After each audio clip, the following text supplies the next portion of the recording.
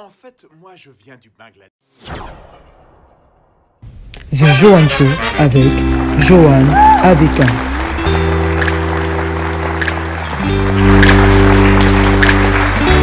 Bonjour, je m'appelle Johan Abeka, bienvenue sur ma chaîne YouTube. Si vous avez vu ma précédente vidéo, vous savez que je me suis lancé un défi de taille qui sera de visiter les 10 régions de mon pays. Au vu de ce qui nous attend, je n'ai pas trouvé correct de me lancer dans une telle aventure sans qu'on se connaisse un minimum. Voilà pourquoi cette vidéo aura pour but de faire en sorte que vous me connaissiez un petit peu mieux. Cependant, comme l'a dit Marie-Madeleine Davy, la connaissance de soi est une naissance à sa propre lumière, à son propre soleil. Voilà pourquoi dans cette vidéo, on a une invitée de marque. Accueillons Johan Abeka. Johan est une jeune youtubeuse camerounaise de 21 ans, étudiante en droit, passionnée de vidéos. Elle nous embarque dans son univers entre voyages, astuces et conseils. Voici Johan Abeka. Bonjour. Bonjour Johan, j'espère que tu vas bien. Aujourd'hui, j'ai préparé quelques questions auxquelles tu vas devoir répondre. D'accord. Est-ce que vous êtes prêts? C'est parti. Je pense qu'il n'y aura rien, qu'il y aura une question un peu bizarre. Non, t'inquiète pas, il n'y aura absolument rien de bizarre. Déjà, première question, te considères-tu plus comme une personne introvertie ou une personne extravertie? Bon, c'est assez compliqué parce que moi je me dirais que je suis un peu au milieu. J'aime toujours dire que je joue parfois le rôle d'un régulateur thermique. C'est-à-dire que si j'arrive dans un endroit où les gens sont trop extravertis, trop dégagés, j'aurais beaucoup plus tendance à me renfermer en fait. J'aurais beaucoup plus tendance à me fermer sur moi-même. Pourtant, si j'arrive dans un endroit où les gens sont vraiment timides et tout, ce sera moi qui vais jouer le rôle de la folle, de la folle, la petite comique de service. C'est pour ça que j'ai du mal en fait à déterminer où est-ce que je suis. Et en même temps, ça dépend aussi du mood, parce qu'il y a des endroits où les gens sont calmes, mais moi j'aurais aussi tendance à rester calme aussi. Donc ça dépend vraiment du mood ambiant, mais de façon générale, je pense que je suis quelqu'un d'assez timide parce que généralement mon temps d'adaptation à un nouveau milieu, il est quand même assez long. Mais quand on te voit, on ne dirait pas du tout que tu es quelqu'un qui soit introverti, tu vas plutôt dégager. Je sais, quand on me voit, ça se sent pas parce que voilà, dans mes vidéos, soit je suis seule dans ma chambre, soit je suis avec des gens que je connais quand même. Du coup, forcément, je suis beaucoup plus à l'aise et voilà, je peux facilement faire la folle. Mais sinon, à l'extérieur, je suis pas la même Johan partout. Hein. Franchement, quand on te voit comme ça, on me dirait ah ouais, mais c'est parce que je ne ressemble pas à ça dans la rue. En fait, dans la rue, je ressemble plutôt à ça. Pourquoi faire cette mimique alors? Je comprends pas. Pourquoi ne pas avoir la dégagée? Franchement, je sais pas. C'est juste que je vois pas ce qu'il y a de drôle en fait. À rire en marchant, genre, quand tu marches, qu'est-ce qui peut bien te faire rire? Répondez à cette question si vous voulez en commentaire. De rire en marchant, quoi. Donc c'est un peu ça. On va passer à la seconde question. Je veux que tu nous cites 3 choses bizarres que tu as l'habitude de faire. 3 choses bizarres sur moi. Je parle seule. Ça c'est quelque chose que beaucoup de personnes font. Ouais, je sais, il y a beaucoup de personnes qui parlent seules en fait, mais moi franchement je parle seule, c'est-à-dire que j'ai des discussions intéressantes avec moi-même. Je pense que quand on voit cette vidéo, il peut facilement comprendre. Mais franchement, je parle seule et parfois je me raconte même des histoires. Ce sont des histoires vraiment à mourir de rire. Elle est très drôle. Je suis quelqu'un de drôle. Elle est très drôle. Je peux confirmer, elle est très drôle. Bon, mais est-ce que les gens ne te trouvent pas bizarre en fait? Est-ce qu'on t'a déjà surprise en train de parler seule? Comment ça s'est passé? Tu as géré ça? Les gens dans ma famille sont quand même déjà habitués à m'entendre parler seule. Ils sont habitués à ce que, voilà, de temps en temps, ils me voient rigoler seule. Ça nous fait toujours un peu rire, mais voilà, quoi, ils sont habitués. Mais c'est quand c'est des personnes que tu connais pas en route que là ça devient un peu plus bizarre. En effet, parce que je me suis déjà fait cramer comme ça 2 ou 3 fois des gens qui me regardaient, genre qu'est-ce qu'elle est en train de faire? Ouais, j'imagine assez, ça doit être très gênant. Ouais. Deuxième chose bizarre sur moi, c'est que je suis hyper sensible aux livres. Je sais pas si ça se dit, je crois pas que ça se dise.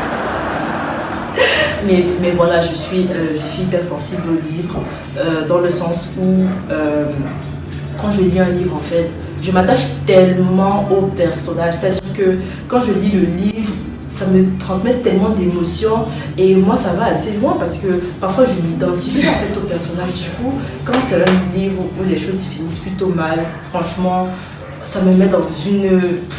ça me démonte la tête. Vas-y, donne-moi un exemple, ça te fait comment? Je me souviens une fois, c'était la première fois que je venais vraiment de commencer à lire, c'était sur Wattpad, il y avait une histoire et franchement dans l'histoire tout se passait mal. Et je me souviens quand le personnage il est mort, oh là là là là là là là là là là. Déjà de 1, j'ai pleuré comme si c'était un véritable deuil.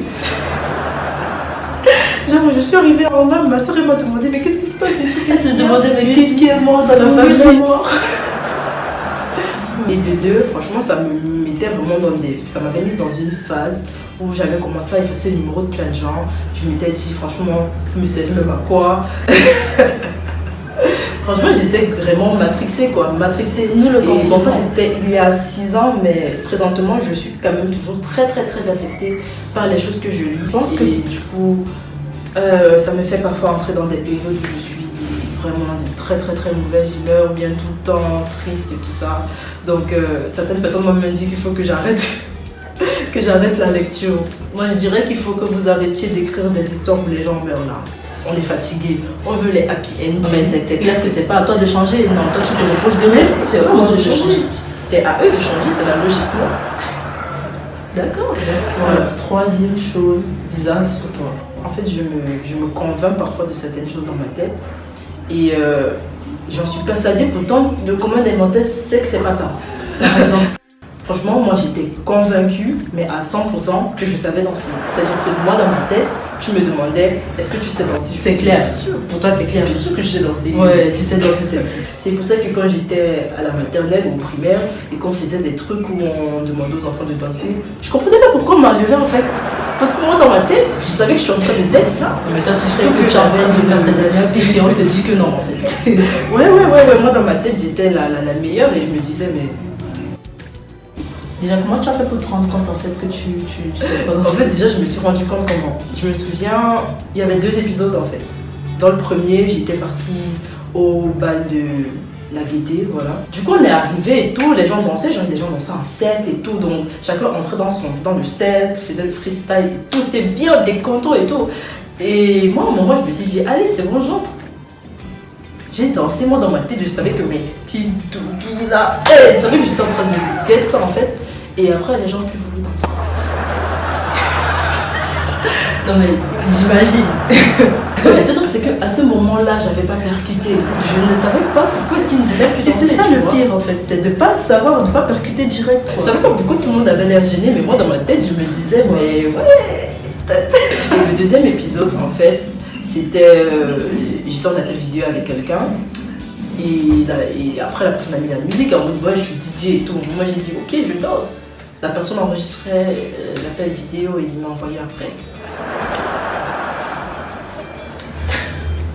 J'imagine. Le truc c'est que dans la vidéo, j'ai l'air d'être quelqu'un qui fait semblant. Mais je faisais pas semblant, je faisais vraiment engagé dans ton entreprise, je l'ai pas.